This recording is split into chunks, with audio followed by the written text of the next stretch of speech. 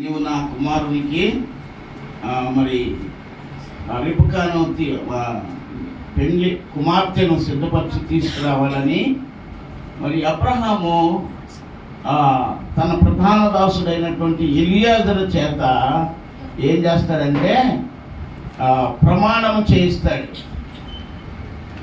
ప్రమాణం చేయించుకొని మరి ఎలియాజర్ని పంపిస్తాడు.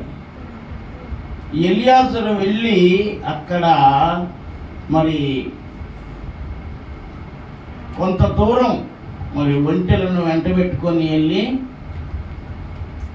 అక్కడ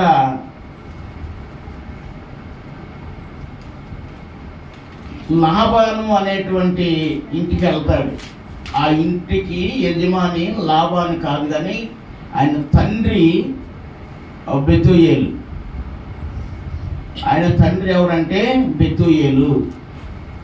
కాబట్టి బెతూయేలు ఆ గృహం దగ్గరికి వెళ్తాడు. వెళ్ళే ముందు మరి ఎలియాజరు ఆ ఊరు బయట మరి యాకోబు బావి, అక్కడ ఒక బావి ఉంది. ఆ బావి దగ్గర ఆ ఊరి వాళ్ళు నీళ్లు తోడుకోవడానికి వస్తారు. అక్కడ ఒంటెలను మోకరింపజేసి దేవునితో ఒక తీర్మానం చేస్తున్నాడు. ఏంటి ఆయన చేసిన తీర్మానము అని అంటే, ఆయన ప్రార్థన చేస్తున్నాడు. ఒంటెలను కూడా మోకరింపజేశాడు. ఆయన ప్రార్థన చేస్తూ దేవునితో ఒక సిగ్నల్ అనగా ఒక గుర్తు అడుగుతూ ఉన్నాడు. ఏంటి ఆయన గుర్తు అంటే, నేను ప్రార్థించి ఆమెనని కళ్ళు తెరిసే సమయానికి మరి నేను త్రాగటానికి నీళ్లు, నా ఒంటెలు త్రాగటానికి నీళ్లు ఎవరైతే ఇస్తారో ఆమె నా యజమానునికి భార్యగా ఉండాలని ఆయన అలాగ కోరుకొని ప్రార్థన చేసిన తర్వాత మరి రిబకా ఏం చేస్తుందంటే కడవ భుజాన్ని పెట్టుకొని ఆమె ఆ బావి దగ్గరికి వస్తూ ఉంది. నీళ్ళు తీసుకొని ఆ బావిలో దిగి నీళ్లు ముంచుకొని పైకి వస్తూ ఉందన్నమాట. దేవుని స్తోత్రం చెప్పండి, హల్లెలూయా. పైకి వస్తూ ఉంది. పైకి వస్తున్న సమయంలో ఈ ఎలియాజరు ఆమెను చేరబోయి అనగా ఆమెకు ఎదురుపడి, అమ్మా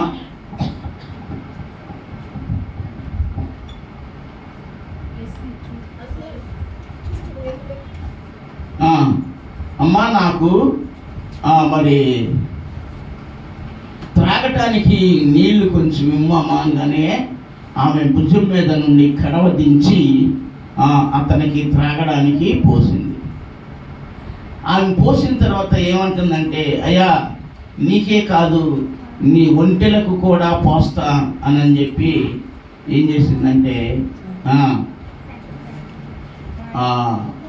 ఆ నీళ్లు ఒంటెలు త్రాగు మట్టుకు పోసింది.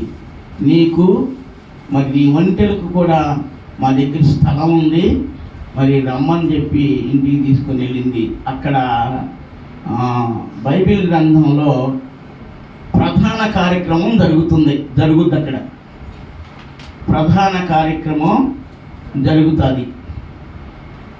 మనకు కూడా చాలా మరి ఏం జరుగుతుందంటే, పెళ్ళికి ముందు ఏం జరుగుతుందంటే ప్రధాన కార్యక్రమం జరుగుతూ ఉంటుంది. క్రైస్తవులు అయినటువంటి వారు ప్రదానం చేస్తున్నారు, కానీ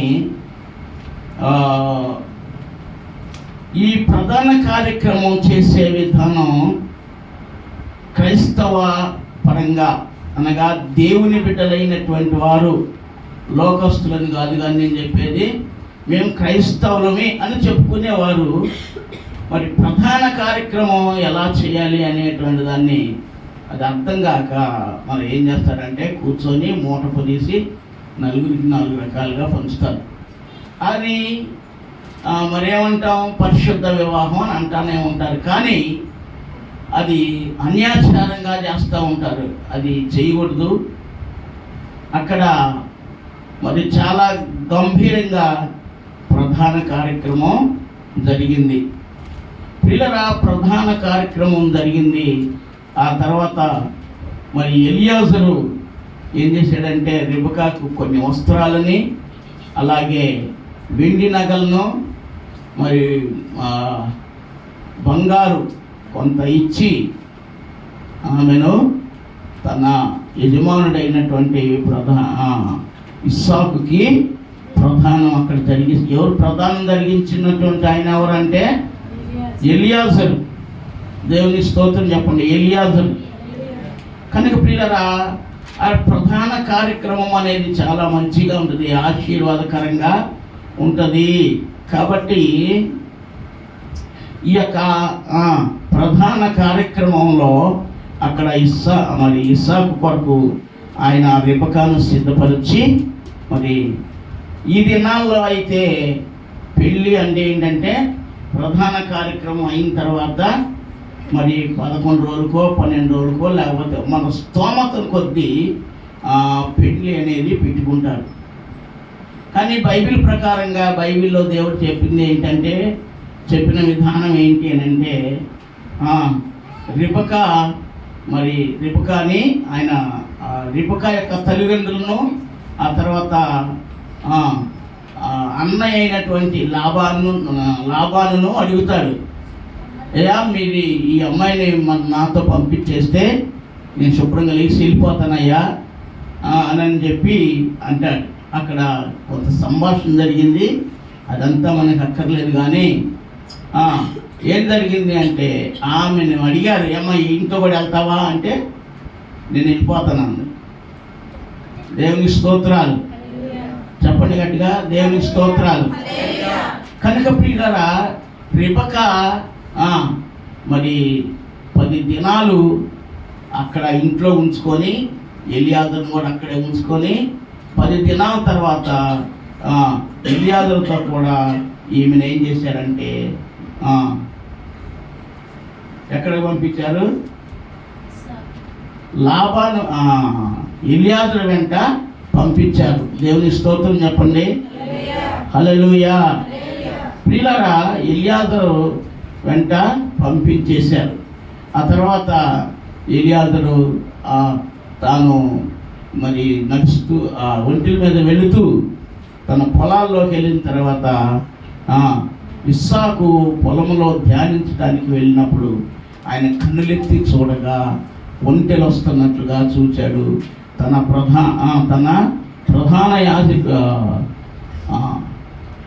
ప్రధాన దాసుడైనటువంటి ఎలియాజరును చూచాడు.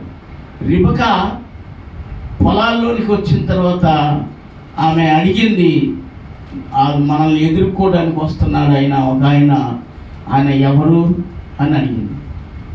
ఎలియాజరు ఏమన్నాడంటే ఆయనే నమ్మ నా యజమానుడు అన్నాడు. వెంటనే ఒంటెను దిగి రిబకా ముసుగేసుకొని తర్వాత వచ్చి ఇస్సాకును ఎదుర్కొన్నాడు. ఇస్సాకు ఆమెను ఎదుర్కొన్నాడు. దేవుని స్తోత్రం కలుగును గాక. ఆ తర్వాత రిబకా గర్భవతి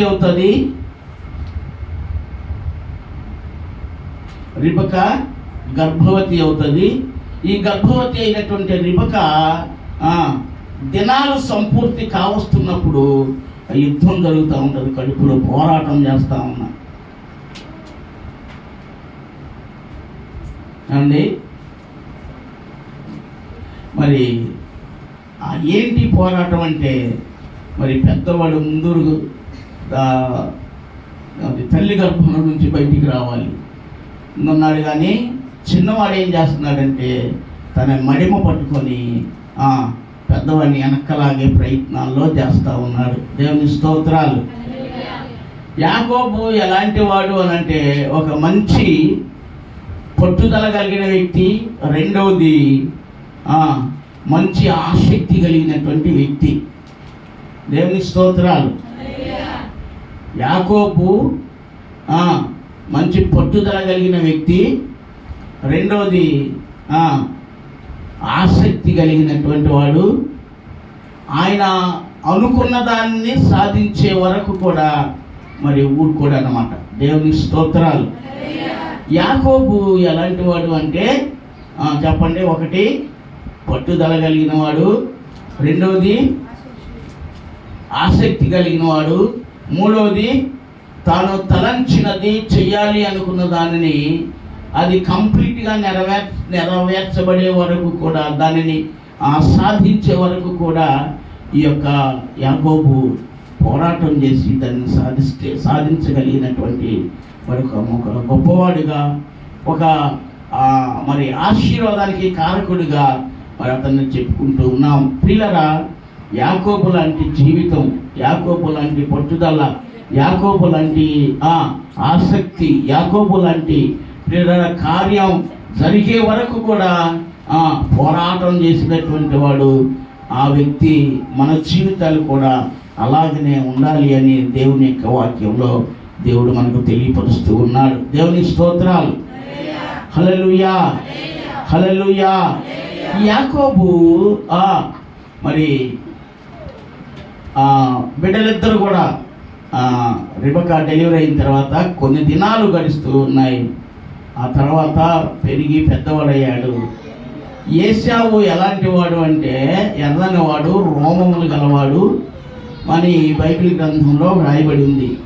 యాకోబు ఎవరు అంటే సాధు అయినటువంటి వాడు, సాధు జంతువు వంటి స్వభావము కలిగినటువంటి వాడు, నున్నని వాడు, వెంట్రుకలు ఆయనకు ఒక్క వెంట్రుక కూడా ఉండేది, తలకినే తప్పనిసి వెంట్రుకలు ఉండేవి కాదు. అందుకని యాకోబుకి తల్లి యాకోబుని ఇష్టపడుతుంది. మరి ఇస్సాకు తన జ్యేష్ఠుడైనటువంటి ఏశావుని ఇష్టపడతా ఉన్నారు. పిల్లరా, వీళ్ళు ఇద్దరు పెరుగుతూ ఉన్నారు. మరి తల్లి దగ్గర ఉన్నటువంటి యాకోబు ఏం చేస్తూ ఉండేవాడంటే తల్లి దగ్గర ఉండి వంట ఇంట్లో ఉండి ఆ వంటకాలన్నీ కూడా నేర్చుకుంటూ ఉన్నాడు, తయారు చేస్తూ ఉన్నాడు. ఒక దినాన ఏశావు మరి వేటకి వెళ్ళాడు. ఎందు తిరిగినా ఏం తిరిగినా ఒక జంతువు కూడా కనిపించలా, ఒక్కటి కూడా వేట దొరకలేదు తనకి. తిరిగి వేసారిపోయి ఆకలితో వచ్చాడు. ఆకలితో రాగానే యాకోబు మంచి కూరగాయలు కలిపి చిక్కుడుగాయని కూర వండుతూ ఉన్నాడు. అది మంచి సువాసన వస్తూ ఉంది, ఎర్రగా కనపడతా ఉంది. ఏశావుకి ఎలా ఉంది అంటే ఆకలి అవుతుంది కనుక, అదే తమ్ముడు నాకు కొంచెం పెట్టు, నాకు ఆకలి అవుతుందన్న మాట్లాడుతున్నారు. దేవుని స్తోత్రం చెప్పండి. హల్లెలూయా. ఏశావు నాకు ఆకలి అవుతుంది, నాకు పెట్టమన్నాడు. ఇక్కడ ఈ యొక్క యాకోబు పద్ధతి ఏంటి అంటే, యాకోబు ఎలాంటి వాడని చెప్పి నేను తాను అనుకున్న దానిని సాధించే వరకు ఊరుకునేవాడు కాదు. యాకోబు అన్నాడు, బాయ్ నీకు ఊరికినే పెట్టను, నీ జ్యేష్ఠత్వపు హక్కు నాకు ఇస్తే, అది నాకు రాసి నా చేతికి అప్పచెబితే నీకు ఈ ఆహారం పెడతా. దేవునికి స్తోత్రం చెప్పండి. హల్లెలూయా. జ్యేష్ఠత్వపు హక్కు అది చాలా ప్రాముఖ్యమైనటువంటిది. కానీ ఏశావు ఏం చేశాడంటే ఒక పూట కూటి కొరకు తన జ్యేష్ఠత్వపు హక్కును ఆమె వేశాడు. ఎబ్రీ పత్రికలో పౌలు రాస్తూ ఆయన ఏమంటాడంటే, ఒక పూట కూటి కొరకు తన జ్యేష్ఠత్వపు హక్కును అమ్మి వేసుకున్నటువంటి ఏశావు లాంటి భ్రష్టుడైనను వ్యభిచారి అయినను మీలో ఉన్నారేమో చూసుకోండి అని రాశాడన్నమాట. దేవుని స్తోత్రం చెప్పండి. హల్లెలూయా. ఇప్పుడు అన్నం తిన్నందుకే లేకపోతే ఆ ఆకలి తీర్చుకున్నందుకే ఏశావు భ్రష్టుడా? ఆకలి తీరా దాన్ని తిన్నందుకే యాకోబు ఏశావు వ్యభిచారా? మీరు చెప్పండి. ఆకలి తీర్చుకోవటం తప్ప? చెప్పాలి. ఆకలి తీర్చుకోవటం తప్ప? అది సందర్భ సహితంగా ఉంటుంది.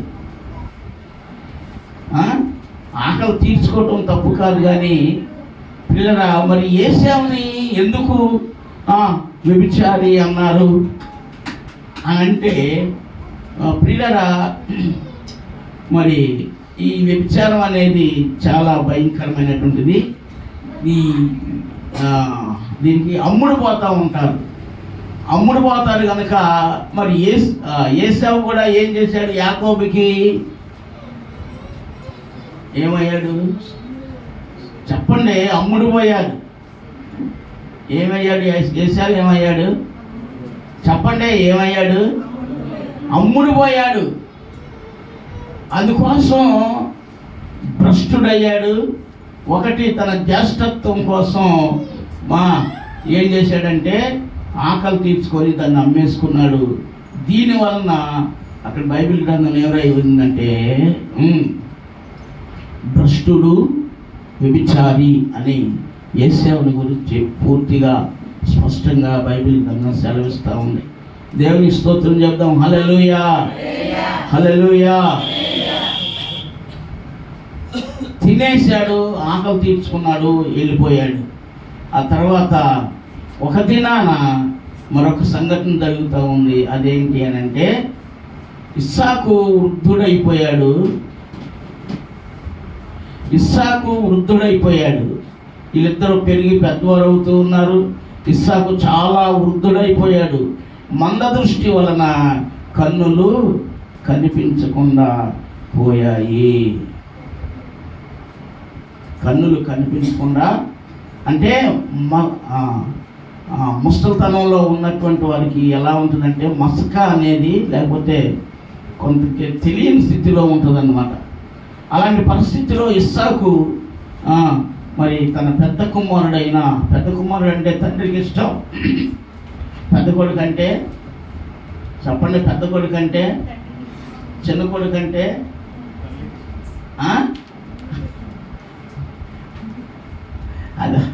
అది ఆ దినాల్లో జరుగుతుంది, ఈ దినాల్లో కూడా అదే జరుగుతుంది.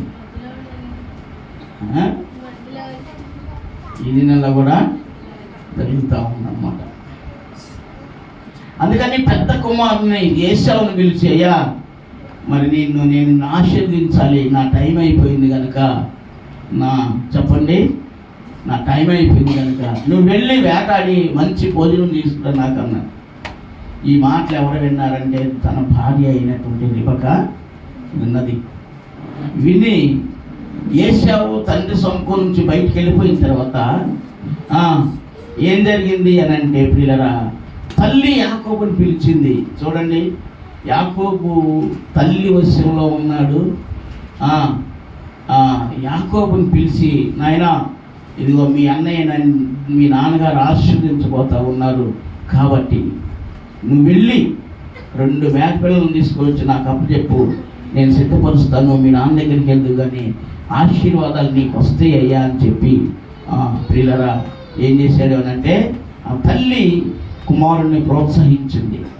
ఆ తర్వాత భోజనం సిద్ధపరిచింది. ఏం చేసిందంటే, యాకోబు నున్నవాడు కాబట్టి ఆ మేక చర్మాన్ని నున్నని ప్రదేశాల్లో, ఎక్కడ ప్రాముఖ్యంగా చేతులు పట్టుకొని వస్తాడు, ఆ మేక చర్మాలని, గొర్రెల చర్మాన్ని ఏం చేసిందంటే చేతుల మీద, నున్నని మెడ మీద, అలాగే చేతుల మీద వేసి పంపించాడు. ఏశావు యాకోబు తండ్రి దగ్గరికి వెళ్ళాడు. ఆయన పిలిచాడు. ఏంటయ్యా అన్నాడు. నేను భోజనం తీసుకొచ్చాను నాన్న మీకోసం, లెగండి తినండి అన్నాడు. యాకోబు ఏమన్నాడు తెలుసా? ఇస్సాకు ఏమన్నాడు తెలుసా? నువ్వెవరివి అన్నాడు. అంటే స్వరాన్ని గుర్తుపట్టాడు. ఏమని? యాకోబని. యాకోబని స్వరాన్ని గుర్తుపట్టాడు. అందుకోసం ఏం అడుగుతున్నాడంటే నీవెవరివి అంటున్నాడు. నీవెవరివి అని అడిగినప్పుడు నేను నీ జ్యేష్ఠుడునైనా యాకోబుని అని చెప్పాడు. నీ పేరేంటి నాయనా అంటే నీ జ్యేష్ఠ కుమారునైనా ఏశావుని అని చెప్పాడు. వాస్తవానికి ఏశావా కాదు, కానీ ఎవరైనా యాకోబు. బైబిల్ గ్రంథంలో చాలామంది వాక్య పరిచయం చేస్తూ యాకోబుని గురించి చెప్పే సమయానికి ఏమంటారంటే యాకోబు మోసగాడు అని చెప్తూ ఉంటారు. ఎందుకని మోసగాడు? మొదట అన్నయ్య మోసం చేశాడు, జ్యేష్ఠత్వపు హక్కుని దొంగిలించాడు. రెండవది ఇక్కడ తండ్రిని మోసగించి ఆశీర్వాదాలు పొందుకుంటున్నాడు. మూడవది మామను మోసగించాడు. 3 సార్లు యాకోబు మోసగించాడు కనుక యాకోబు అనే పేరుకు ఏంటిది మోసగాడు అని చెప్తూ ఉంటారు. కానీ దేవుని యొక్క దృష్టిలో యాకోబు ఉన్నాడు. చెప్పండి, దేవుని యొక్క దృష్టిలో ఎవరున్నారు? చెప్పాలి, ఎవరున్నారు? యాకోబు ఉన్నాడు. ఎవరి దృష్టిలో ఉన్నాడు? దేవుని దృష్టిలో ఉన్నాడు. తర్వాత యాకోబు మొట్టమొదట ఎవరి దృష్టిలో ఉన్నాడు? తల్లి దృష్టిలో ఉన్నాడు మొట్టమొదట. రెండవదిగా ఎవరి దృష్టిలో ఉన్నాడు? దేవుని దృష్టిలో ఉన్నాడు. కనుక ప్రియమైన దేవుని బిడ్డలారా, ఏశావు రాకమునిపే యాకోబు ఆ మాంసం తినేశాడు, ద్రాక్షరసం తాగేశాడు, కుమారుని కౌగిలించుకొని తనలో ఉన్న ఆశీర్వాదాలన్నీ కూడా ఎవరికి ఇచ్చేశాడు? ఆయన యాకోబుకే ఇచ్చేశాడు. దేవుని స్తోత్రం చెబుదాం. హల్లెలూయా. ప్రియమైన దేవుని బిడ్డలారా,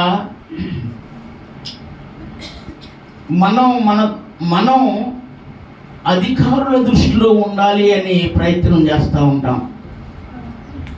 తర్వాత పోలీస్ డిపార్ట్మెంట్ ఎస్ఐ గారు, సిఐ గారు, డిఎస్పి గారు, ఇంకా ఇలాంటి వారు కూడా వారి దృష్టిలో ఉంటే కొంత మట్టుకు న్యాయం జరుగుతుంది అనే ఒక ఆలోచనలో ఉంటారు.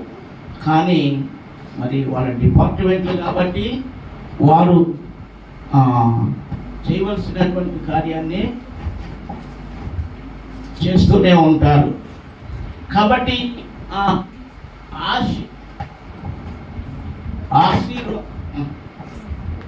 ఆశీర్వాదం కలగాలి అంటే నీవు చేస్తున్న నీ పనిలో నువ్వు హెచ్చించబడాలి అని అంటే చెప్పండి, ఎవరి దృష్టిలో ఉండాలి? దేవుని దృష్టిలో ఉండాలి. నీ భర్త దృష్టిలో ఉంటే ఒక్కో సమయాన్ని పట్టుకొని వాయిస్తాడు. నీ భార్య దృష్టిలో ఉంటే ఒక సమయంలో నిన్ను తిడతా ఉంటుంది. నువ్వు ఇంకా ఎవరి దృష్టిలో ఉన్నా నువ్వు పైకి రాలేవు. కానీ దేవుని దృష్టిలో ఉంటే దేవుడు అత్యున్నతముగా దేవుడు ఏం చేస్తాడు అంటే అద్భుతంగా ఆశీర్వదిస్తాడు. స్తోత్రం కలుగును గాక.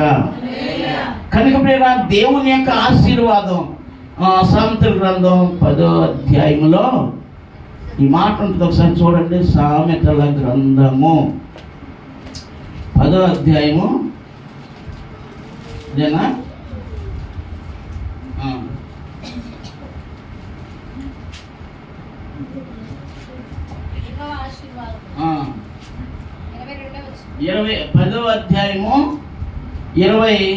2వ వచనం చూడండి అందరూ కూడా దయచేసి. చూస్తే మంచిది, అందరికీ బాగా అర్థమవుతుంది. యెహోవా ఆశీర్వాదము ఐశ్వర్యమిచ్చును, నరుల కష్టము చేత ఆ ఆశీర్వాదము ఎక్కువ కాదు. దేవుని స్తోత్రం చెప్దాం. హల్లెలూయా. దేవుని చేత ఆశీర్వదించబడాలి అని అంటే ప్రియమైన వాళ్ళరా, మనం ఎవరి దృష్టిలో ఉండాలి? దేవుని దృష్టిలో ఉండాలి. మనం కష్టపడతాం కొంత సంపాదించుకుందాం అని చెప్పేసి అనుకుంటాం, కానీ అది ఆశీర్వాదం ఎక్కువ కాదు అని బైబిల్ గ్రంథం తెల్లగా తెలియజేస్తున్నది. ఒకవేళ మనం సమకూర్చుకొని ఏర్పాటు చేసుకొని ఉంటే గనక మరి మత్తయి సువార్తలో చెప్తాడు,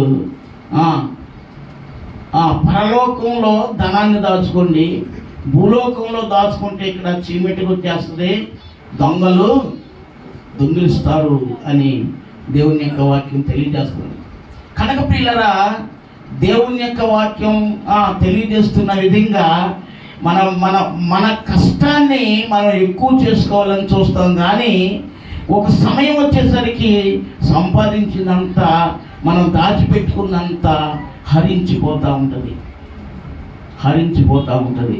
కానీ దేవుని చేత హెచ్చించబడి దేవుని చేత ఆశీర్వదించబడితే అది ఎలాంటిది అని అంటే ఐశ్వర్యవంతులనుగా చేస్తుంది. స్తోత్రం చెప్పండి. ఐశ్వర్యము అంటే ధనం ఉండేదానికంటే కూడా ఎక్కువ. అది పరసంబంధమైనది గాను ఇహ సంబంధమైనది గాను దేవుడు దాన్ని ఆశీర్వదిస్తాడు. పరసంబంధముగా ప్రియులరా దేవుడు ఆశీర్వదిస్తాడు, ఇహ సంబంధంగా దేవుడు ఆశీర్వదిస్తాడు. కనుక యాకోబుని దేవుడు ఆశీర్వదిస్తాడు. మన ముందున్నటువంటి అధ్యాయాల్లో ఈ మాట మనం చదువుకుంటాం. కనుక ప్రియులరా, తండ్రి చేత ఆశీర్వదించబడినటువంటి యాకోబు బయటికి వెళ్ళిపోతాడు. బయటికి వెళ్ళిన కాసేపటికి చెప్పండి, ఏశావు వస్తాడు, తండ్రి అని పిలుస్తాడు. ఎవరు నాయనా నువ్వు అంటే, నేను నీ జ్యేష్ఠ కుమారునైనా ఏశావునయ్యా, ఇదిగో మాంసం వేటాడి తెచ్చాను, తిని నన్ను ఆశీర్వదించండి అనగానే యాకోబు పరిస్థితి ఏశావు ఇస్సాకు పరిస్థితి ఎలా ఉంటుంది అంటే బహుగా గడగడ ఉనికిపోతాడు అన్నమాట. గడగడ ఉనికిపోతాడు. అక్కడ మరి ఆశీర్వాదాలు లేవునైనా అని అక్కడ పెద్ద కొడుకుని ఏం చేస్తాడు, శాపాలు కొన్ని పెడతాడంటే ఉన్నవాడికి కవే కాబట్టి ఆశీర్వదించేసి వదిలేస్తాడు. ఇప్పుడు బయటకు వచ్చినటువంటి ఏశావు యాకోబుని చంపాలి అనే ఒక ఆలోచన ఉంది. ఏం చేశాడు? మొట్టమొదట నన్ను మోసం చేశాడు, నా జ్యేష్ఠత్వం హక్కు తీసుకున్నాడు, నాన్న మోసం చేశాడు, ఆశీర్వాదాన్ని తీసుకున్నాడు, ఇప్పుడు వాడు ఉండటానికి వీల్లేదు అని చెప్పేశాడు. ఈ మాటలు తల్లి విని యాకోబుని ఏం చేసిందంటే, బయట వేరే దారిలో నుండి నువ్వు పద్మనారామం వెళ్ళిపో, అక్కడ మా అన్నయ్య మరి లాబాను ఉన్నాడు, మరి అన్నయ్య కోపం చల్లారే వరకు అక్కడే ఉండు, నేను కబురు చేసే వరకు అక్కడే ఉండు అని చెప్పేసి తల్లి పంపిస్తుంది. దేవుని స్తోత్రాలు. ఆయన ప్రయాణం అవుతాడు, వెళ్ళిపోతూ ఉంటాడు. దేవుని యొక్క వాక్యాన్ని మనం జ్ఞాపకం చేసుకుంటే మరి బేతేలు వరకు వెళ్తాడు. కొంత దూరం వెళ్ళిన తర్వాత ప్రొద్దుగుంకి అడవిలో పడుకుని పోతాడు. 28వ అధ్యాయంలో చూద్దాం, చూడండి. 12వ వచనంలో 20 యాకోబు అలసిపోయి ఉన్న రీతిగానే ఎక్కడ పడుకున్నాడు? ఆయన పడుకున్న స్థలం ఏసీ రూమా అంటే ఏసీ రూమా? ఏసీ రూమ్ కాదు. రాజగృహంలో పడుకున్నాడా? పడుకోలేదు. కానీ ఎక్కడ పడుకున్నాడంటే ప్రయాణంలో ఉన్నాడు కనుక అడవిలోనే పడుకున్నాడు. ఆ పడుకున్నప్పుడు అతడు కలక అంటున్నాడు.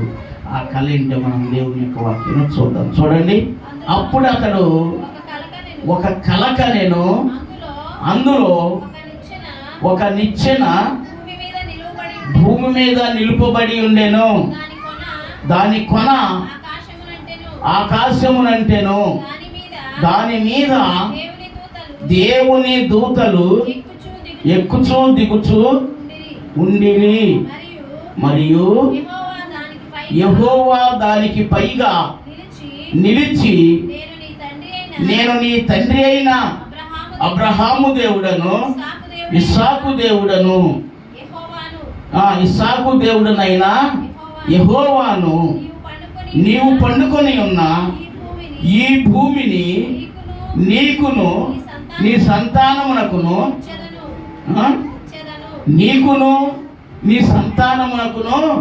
ఇచ్చెదను. నీ సంతానము భూమి మీద లెక్కకు ఇసుకరేణుల వలెను అగును, మరియు నీవు పడమటి తట్టునకును తూర్పు తట్టున ఉత్తరపు తట్టును దక్షిణపు తట్టును వ్యాపించెదవు. భూమి యొక్క వంశములన్నీ నీ మూలముగాను నీ సంతానము మూలముగాను ఆశీర్వదించబడును. ఇదిగో నేను నీకు తోడై ఉండి నీవు వెళ్ళు ప్రతి స్థలములో నిన్ను కాపాడుచు ఈ దేశమునకు నిన్ను మరలా రప్పించెదను అని దేవుడు కలలో ఎవరితో మాట్లాడుతున్నాడు? యాకోబుతో మాట్లాడుతున్నాడు. ఏమని మాట్లాడుతున్నాడు? భూమి యొక్క సమస్త వంశములు నీ వలనను నీ సంతానము వలనను ఆశీర్వదించును. దేవుని వాక్యంలో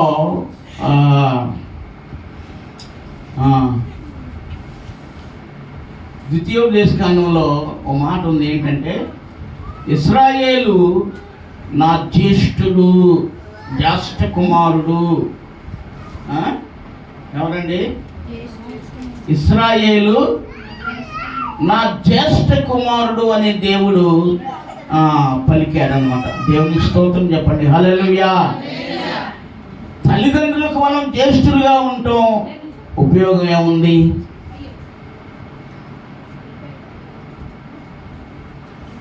వాళ్ళ వలన ఏదైనా ఉంటే ఉండవచ్చేమో, కానీ అది ఇహ సంబంధమైనదే, ఎంతవరకే పనిచేస్తుంది.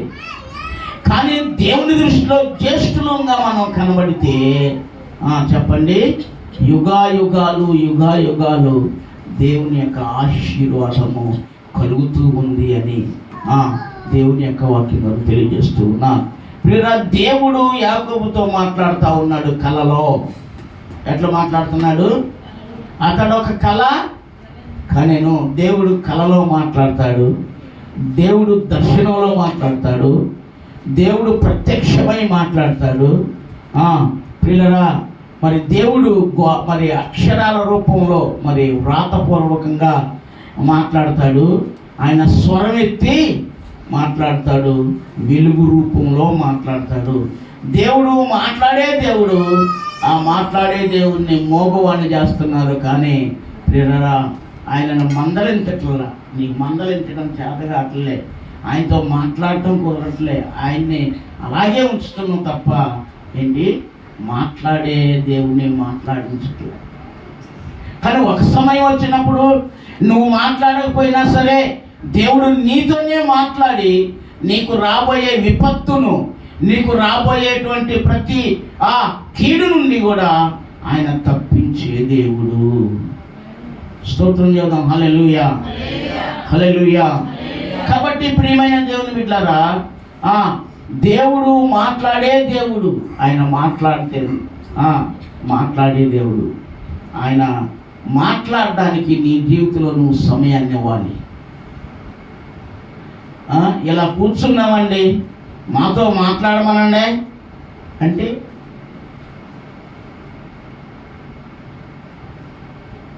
చెప్పాను కదా, ఆయన దృష్టిలో జ్యేష్ఠుడుగాను జ్యేష్ఠురాలుగాను ఉంటే కూర్చొని ఉన్నా మాట్లాడతాడు. యాకోబుతో ఎలా మాట్లాడుతున్నాడు? యాకోబు ఏం చేస్తుంటే మాట్లాడుతున్నాడు? పడుకొని నిద్రపోతూ ఉంటే మాట్లాడుతున్నాడు కళ్ళలో. అలాగే పిల్లరా, దేవుడు మాట్లాడే దేవుడు. ఆయన నీతో మాట్లాడడానికి నువ్వు సమయం ఇస్తే దేవుడు మాట్లాడతాడు. మనం ప్రార్థన చేస్తాం, కానీ ప్రార్థన చేసి చేసి చేసి అర్జెంటుగా ఉందనుకుంటా ఏం చేస్తాం, వెంటనే ముగించేసి లేచి వెళ్ళిపోతాం. ప్రియరా, మరి అపోస్తల కార్యాల్లో 9వ అధ్యాయంలో మనం జ్ఞాపకం చేసుకుంటే, ఇక్కడ పేతురు సముద్రపు దడినున్న చర్మకారుని ఎంట ఆయన అక్కడ నివాసం చేస్తాడు. భోజనం తయారు చేయడం లేట్ అయింది కనుక ఈయన ఏం చేశాడంటే, ఊరికినే ఎందుకు ఉండాలి అని చెప్పి మరి మిద్దె మీదకు వెళ్ళి పైకి వెళ్ళి ప్రార్థనలో ఉన్నాడు. ప్రార్థనలో ఉండగా దేవుడు చక్కని దర్శనాన్ని అతనికి చూపిస్తూ ఉన్నాడు. దేవునికి స్తోత్రాలు. దేవుని దృష్టిలో జ్యేష్ఠురాలుగా ఉంటే ప్రార్థన చేసేటప్పుడే కాదు, కానీ కూర్చున్నా, నిలబడినా, నడుస్తున్నా, పడుకున్నా మాట్లాడతాడు. ఆయన దృష్టిలో లేకపోతే నువ్వు కనుక ఆయన దృష్టిలో లేకపోతే ఆయన మాట్లాడే అవకాశం లేదు. ఆయన మాట్లాడకపోయినా ఆయన నీకు తన దూతను నీకు సహాయకారిగా ఉంచుతా ఉన్నాడు. ప్రియమైన దేవుని బిడ్డలారా, ఈ పేతురు అలా ప్రార్థన చేస్తూ పరవశుడవగానే ఓ చక్కని దర్శనాన్ని కళ్ళారా చూస్తూ ఉన్నాడు.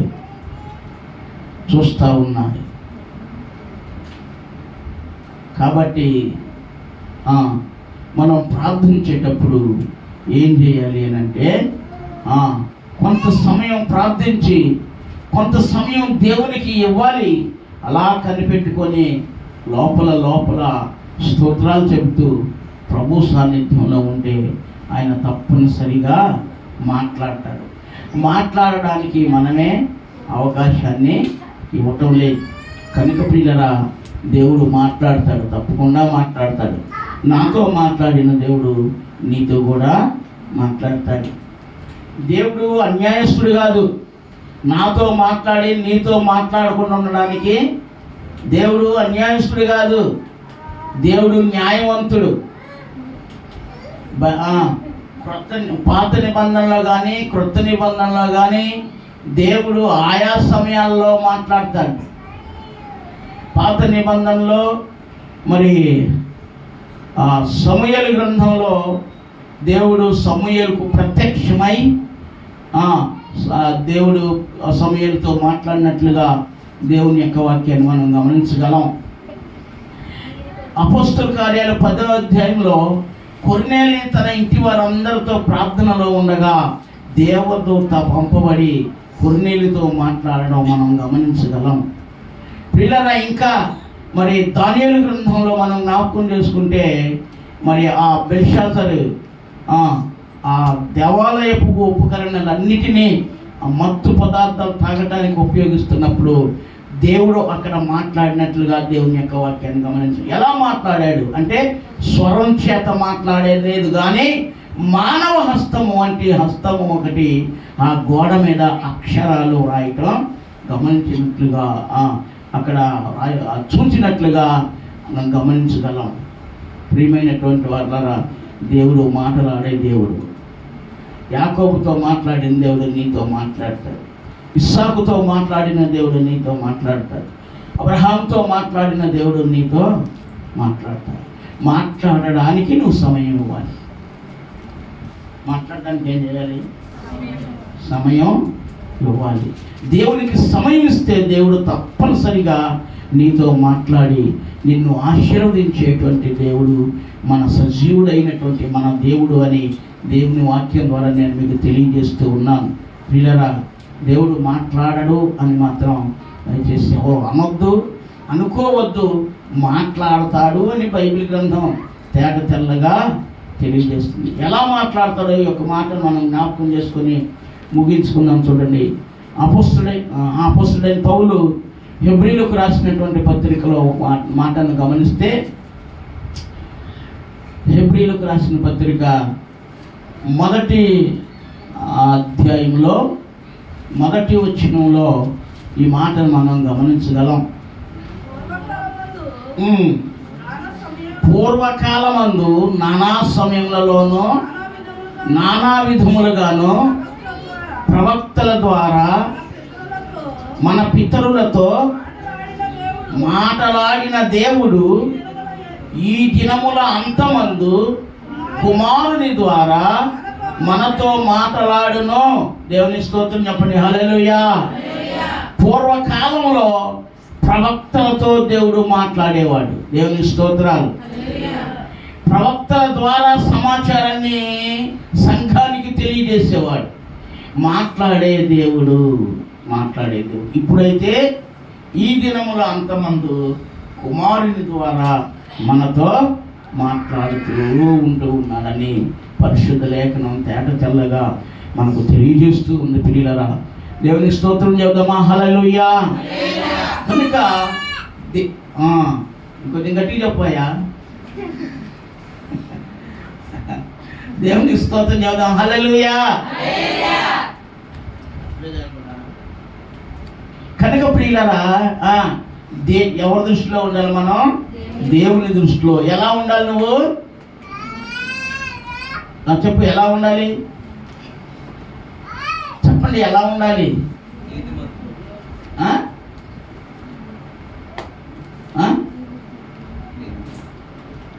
యాకోబుని గురించి ఏమన్నాడు దేవుడు? ఇశ్రాయేలుని గురించి ఏమన్నాడు? ఇశ్రాయేలు నా జ్యేష్ఠ కుమారుడు అన్నాడు. నువ్వు దేవుని దృష్టిలో జ్యేష్ఠురాలుగా, మనుషుల దృష్టిలో కాదు, దేవుని దృష్టిలో చెప్పండి, జ్యేష్ఠురాలుగాను జ్యేష్ఠుడుగాను తీర్చబడినట్లయితే దేవుడు తప్పకుండా నిన్ను ఆశీర్వదించి నీ ఆశీర్వాదం చేత ఐశ్వర్యవంతులుగా ఆత్మ సంబంధంగాను ఇహలోక, నేను ఒక విషయం చెప్తాను మీకు. ఆశీర్వాదము, ఆస్తి అంటే ఇహ సంబంధమైన ఆస్తి మనకు ప్రాముఖ్యం కాదు, కానీ బ్రతకటానికి జీవనోధారణ నిమిత్తం ఎంత అవసరం అంతే. కానీ నేను చెప్తున్నటువంటి ఆశీర్వాదం ఏంటి అంటే పరసంబంధమైన ఆశీర్వాదము. తిమోతి పత్రికలో పౌలు గారు రాస్తూ అంటారు, తిమోతి, ఈ ఆశీర్వాదం లేకపోతే ఈ యొక్క విశ్వాసం నీది కాదు, నీ అంతటి నువ్వు విశ్వసించినడు కాదు. మొదట నీ అవ్వ అయిన లోయలోను, తర్వాత నీ తల్లి అయిన యునేకేలోను అది నీకు సహా వచించింది అని పౌలు గారు రాస్తూ ఉంటాడు. కనుక ప్రియులారా, ఇలాగా ఆశీర్వాదం, విశ్వాస సంబంధమైన ఆశీర్వాదం, పరిశుద్ధ సంబంధమైన ఆశీర్వాదం, దేవునితో సత్సంబంధం కలిగి దేవుని చెయ్యి పట్టుకుని నడిచేటువంటి ఆశీర్వాదం కావాలి నీకు. ఇక సంబంధమైన ఆశీర్వాదం బ్రతకటం కోసం ఉంటే చాలు. మన వెనకమాల వేసుకొని అక్కర్లా. వెనకమాల రాళ్ళు అయింది అంటారు కదా, 4 రాళ్ళు వెనకేసుకుంటే కొన్ని అవసరాలు తీరుతాయి కదండి, మంచిదే కావచ్చు. కానీ దేవుని దృష్టిలో దేవుని బిడ్డగా, క్రైస్తవురాలుగా, క్రైస్తవుడిగా, విశ్వాసిగా జీవించడం ఎదగాలి అని అంటే తప్పకుండా నీకు ఆత్మల భారము, ఆత్మ సంబంధమైన జీవితము, ఆశీర్వాదము దేవుడు ఇవ్వాలి అని నేను మీ పక్షంగా కోరుకుంటూ ఈ నా మాటలు నేను ముగిస్తూ ఉన్నాను. దేవుడు తన పరిశుద్ధ లేఖనం మన అందరి ఎడల ఆశీర్వదించును గాక. చెప్పండి ఆమేన్. ఒక చిన్న మాట ప్రార్థన చేసుకుందాం.